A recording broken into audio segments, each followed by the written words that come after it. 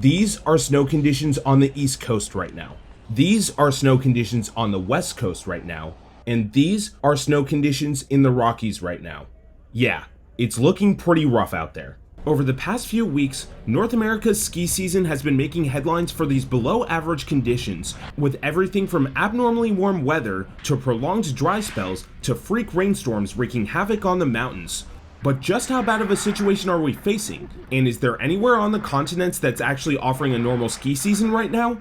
Well, actually Alaska's doing pretty well, but what about anywhere that's actually practical to go? In this video, we'll go through each of the major North American ski regions one by one, and we'll explain exactly how dire the situation in each of them really is. We do want to caveat that while we were fortunate enough to have boots on the ground in several of these places, we weren't able to go everywhere. So a couple of the clips you'll see in this video are from previous seasons, albeit chosen to best match up with what the conditions look like right now. Let's jump in. Compared to typical seasons, Utah's winter has been decidedly mild.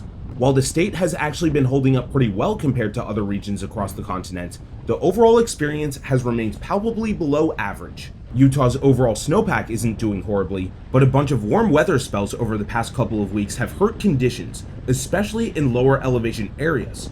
Park City and Deer Valley are probably struggling the most, with abnormally significant terrain closures that have left the on-mountain experiences more reminiscent of mid-December. While a little bit of snow a few days ago helped, over the past 2 weeks, terrain openings at these resorts have largely remained stagnant. But while still somewhat disappointing, most of the state's other destination resorts are holding up alright. For the most part, the Cottonwoods are doing decently well with sufficient cover on the marked trails. The one notable exception is Solitude, which has focused its snowmaking on the terrain park rather than groomers, meaning visitors will find a lot of rocks even on some of the easier trails. Snowbasin is looking pretty decent as well thanks to some favorable hyper-local conditions. However, while some trees and ungroomed bowls have already opened, they're almost universally home to extremely variable conditions. If you plan to visit Utah in the near future, expect somewhat fewer terrain openings than normal. In the Cottonwoods, the groomed trails will be holding up mostly as expected, with the exception of Solitude, which we covered earlier, although a handful of trails that are typically groomed by now probably won't be. The big difference will come in off-piste terrain zones. Several advanced and expert areas that typically open by now won't be available, and on the trees and bowls that have opened, expect thin cover, shrubs, and rocks that would otherwise be covered in a normal year. If you plan to visit any of the other major Utah ski resorts, the open groomers should be in pretty decent shape. However, at these lower elevation mountains outside the Cottonwoods, we highly recommend avoiding anything off the marked trails until the next big storm comes along, which may not be for several more days. Next up, we move to Utah's easterly neighbor Colorado, which has also been facing an abnormally thin start to the season. Colorado's biggest problem has just been a slow start to its winter. Temperatures have been okay, but there just hasn't been as much accumulation as usual. For the most part, Colorado's resorts have only opened fractions of their terrain so far. Vail, Winter Park, and Steamboat are the notable exceptions here, with some solid storms that have allowed for typical terrain openings, and in the case of Vail, have even allowed for its Blue Sky Basin zone to open earlier than usual. However, these resorts are still about 15 to 25% below their median snowpacks, so just because the trails are open doesn't mean they'll be up to the same quality as normal years. Most of the other major resorts in the state have fared worse, and some I-70 corridor mountains, most notably Loveland and A Basin, are closer to 40% below their median snowpacks. If you visit Colorado in the near future, expect typical cover on the groomers, although depending on the resort, the quantity of open terrain may be lower than usual. Colorado hasn't gotten much snow in the past week, but thanks to heavy snowmaking, you can expect conditions to remain consistent on most of the greens and blues, as well as some of the blacks. While Colorado's off-piste terrain is usually sketchy and variably open at this time of year, this reality especially rings true this season. The lower snow totals mean less of a base than usual to cover rocks, shrubs, and other natural obstacles. Colorado's high alpine terrain areas rarely open by this time of year, and this winter is no exception, with essentially every high alpine trail that isn't packed or groomed still remaining off limits. Colorado's next major storm is expected to land late this weekend, which will probably provide the best opportunity for resorts to get their terrain quality and openings closer to typical levels. But in the meantime, we expect the mountains to maintain snowmaking on already open terrain to prevent conditions from deteriorating rather than focusing on expanding their operations. Like many of the other regions we've covered so far, the Canadian Rockies and other northern interior British Columbia mountains have experienced considerably below average snowfall this season. While conditions aren't truly horrible and temperatures have mostly remained below freezing, this year has been especially dry, with far fewer snow events than usual. These circumstances have resulted in abnormally thin conditions. Several resorts in this region have been especially hurt by lower snowmaking capabilities than their counterparts further south. While temperatures have been low enough to blow snow, a fair share of popular mountains have little to no snowmaking or rely on snow farming instead, making it difficult to counteract the lack of natural accumulation. While in the areas it does exist, snowmaking has helped on some of the groomed trails in the mornings, the artificial accumulation has generally been skied off by the afternoon, leaving icy and thin cover conditions. Off the groomers, visitors will find some open trees and mogul terrain, but it won't necessarily be a good idea to try it. Although full obstacle coverage is rare at this time of year, guests will find it near impossible to get down the off-piste without hitting rocks, dirt, and several patches of ice. If you plan to visit the Canadian Rockies or other northern Canada mountains such as Revelstoke, Kicking Horse, and Sun Peaks in the near future, expect close to normal terrain openings, but with a much thinner base than usual. Conditions on the groomers will probably be close to normal in the mornings, but will start to wear thin after lunch. While several advanced and expert off-piste terrain areas will be open, don't be fooled. If you aren't okay with destroying your skis or board, steer clear. The region has been seeing some on and off snow events over the past few days, but in order to really fill in the base to the point where the thin cover is no longer an issue, it will probably take another major storm event or two, and unfortunately, it will probably be several days before that happens. The US Northern Rockies have seen a well below average season start, with universally thin conditions compared to normal winters. More than half the terrain is closed at both Jackson Hole and Big Sky, whereas in normal seasons, essentially all of the trails that aren't expert-oriented in nature would have opened by now. Like with Colorado, there haven't been any really crazy temperatures or abnormal rain events in these parts. It's just been a really dry winter so far, with snowpacks around 30 to 50% lower than the median level. But while disappointing, conditions in Wyoming and southern Montana have largely still been acceptable. The destination mountains in these parts do have a solid base, allowing for decent conditions on most open march trails, although a handful of steeper groomed trails have been displaying exposed rocks. In addition, these resorts have opened most or all of their lifts, even if the runs off of them aren't fully ready for prime time yet. However, we do also have to call out Idaho's Sun Valley, which is on the periphery of this region but has been experiencing even worse conditions than its competitors further east. Sun Valley is not known for its early season experience, and its drier climate means that it never gets the same snow totals as Wyoming and southern Montana. But yeah, you can see just how bare the conditions are this season, with basically the entire mountain dependent on snowmaking. A mere fifth of the resort is currently open, with even a decent chunk of groomed runs out of commission. Across all three of these states, the biggest impacts have been to off-piste terrain openings. Terrain of this type, including trees and unmaintained bowls, has largely remained closed, and has remained fully closed at Sun Valley. A small fraction of this type of terrain has opened at Wyoming and southern Montana's destinations, but with extremely thin cover for this time of year. And there's a high probability you'll run into rocks, shrubs, or tree stumps if you enter these areas on your way down. If you care about your equipment, going off the march trails is a plainly bad idea until more snow rolls around.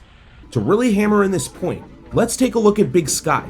The new Lone Peak tram is open, but with just a single trail down. In order to preserve snow, the resort has only been letting 10 people up at a time, which, during this past weekend, resulted in half-hour lines despite the new lift's 75 passenger capacity. And yes, you still had to pay extra to ride. But on the bright side, lines at other lifts in this region haven't been that bad thanks to lower on-mountain traffic than usual. And compared to typical conditions at other regions in the country, Wyoming and southern Montana aren't actually that bad. It's just that these parts often have really good season starts, and that's not happening this year. If you visit Wyoming or southern Montana in the near future, expect near normal conditions on the green and blue groomers, although some of the steeper groomers and mogul runs will be notably thinner than usual. Sun Valley's open groomers should also offer pretty typical conditions thanks to strong trail maintenance, but there will just be far fewer of them than normal. As previously mentioned, off-piste terrain openings and conditions will be far less extensive than in a normal season, although the expert, extreme, and lowest elevation closures are still typical for this time of year. Of the resorts in this region, Wyoming's Grant Targhee is probably the closest to normal, Cover is definitely thinner than usual, but the resort has still managed to keep most of its trails in good shape and open everything except its double blacks and hike 2 terrain. Like Colorado and Utah, the next major storm isn't expected for the next several days, so it's unlikely these circumstances will change materially until that happens. Tahoe and the rest of California are off to a decidedly slow start, with snowpack levels anywhere between 2 to 5 times lower than the median value. There hasn't been really one singular event that's caused these conditions, but a few spouts of abnormally warm weather and rain have not helped the already middling snow totals. Warm spells have melted away a lot of the base in man-made snow, and following a few days of decidedly spring-like conditions, overnight freeze-thaw cycles have made for really icy slopes. And most resorts still only have a fraction of their terrain open, with the higher elevation Kirkwood and Mount Rose being the notable exceptions. This all being said, while conditions are certainly low tide, they haven't been as horrendous as those in certain other parts of the country. The resorts in this region have been able to maintain full coverage on many of the groomers that have opened, although they have struggled on others. And while the off-piste is unskiable for the most part, there are a few places directly off the marked trails that have opened at higher elevations. If you visit Tahoe or Mammoth in the near future, expect well below average terrain openings. In a normal season, all groomed trails would be open by now, whereas this year, that's plainly not the case. Conditions are much more reminiscent of what things would usually look like if you visited in early December. If you stick to the green and blue groomers that are open, you'll find conditions that vary between somewhat thin cover and not much different than typical seasons. For the most part, snowmaking has helped resorts maintain sufficient coverage in upper mountain areas, but at lower elevations, there's just not enough of a base to properly maintain everything, and visitors may run into dirt and shrubs even on some of the easier runs. If you're advanced or expert, you'll find terrain offerings to be extremely limited compared to normal. And if you do decide to venture into the few skiable terrain zones that are ungroomed or not directly maintained, you'll want to proceed with the utmost of caution, as obstacles such as rocks, bushes, dirt patches, and tree stumps will be much more exposed than usual. Another issue with Tahoe's current situation is the crowds. The low snow totals have definitely warded people away, but given how limited terrain openings have been, the trails and lifts have seen significant overcrowding at the most popular resorts. So in addition to potential natural obstacles on the slopes, if you go during a peak time, the people around you may be just as much of a problem. Tahoe and the rest of the Sierras have been getting a little bit of snow over the past few days, but the region probably needs another multi-foot snow event in order to materially change things on the ground. However, there are forecasts calling for that as soon as this weekend, so we're keeping our fingers crossed. In the meantime, we'll at least have some low temperatures to help with snowmaking. The Pacific Northwest and Inland Northwest, on both sides of the US-Canada border, have been off to a plainly awful season start. Things are looking especially bad in Oregon, where the state is facing its worst base for this time of year in over 3 decades. Conditions actually looked pretty promising in the earliest months of the season, but in early December, an intense atmospheric river rainstorm washed the snow away. Washington State, Whistler Blackcomb, and the rest of the inland Northwest are doing a lot better than Oregon, but it's still one of the worst years in decades. These resorts have been getting a lot of rain, and while rain events are typical for this time of year, they've been happening at a higher rate and higher elevation than normal.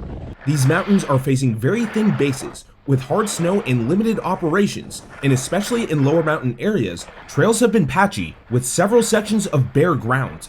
Most resorts have only opened a fraction of their terrain, and in one of the most extreme cases of Red Mountain in southern British Columbia, the resort didn't even open until December 28th, an unprecedentedly late opening date. In the worst cases, some smaller resorts in Idaho and northern Montana haven't even opened yet. And compounding the issue even more, it's just been too warm for resorts to run their snow guns. There have only been a few nights of truly below freezing temperatures across the region, so recovering from these rain events has been really tough. While some new accumulation since Christmas has helped some of these mountains address truly horrible conditions from a week or so ago, and has also certainly helped address the lack of a wintry aesthetic, they still need a lot more storms to get to their typical time of year experiences.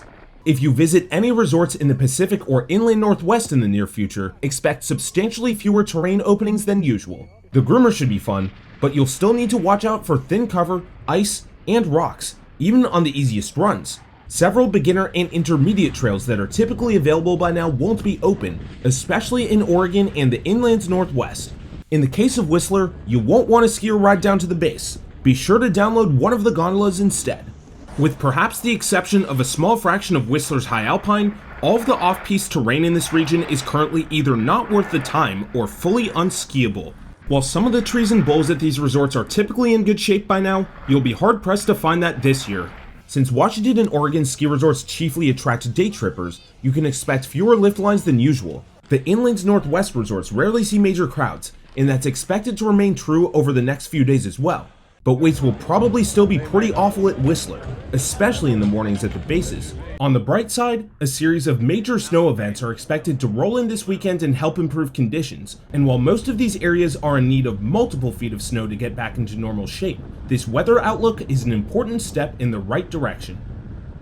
If you last checked on the East Coast snow conditions a few weeks ago, things actually looked pretty good, but after a strong start, the East Coast snow base has been profoundly wiped away by a freak December rainstorm.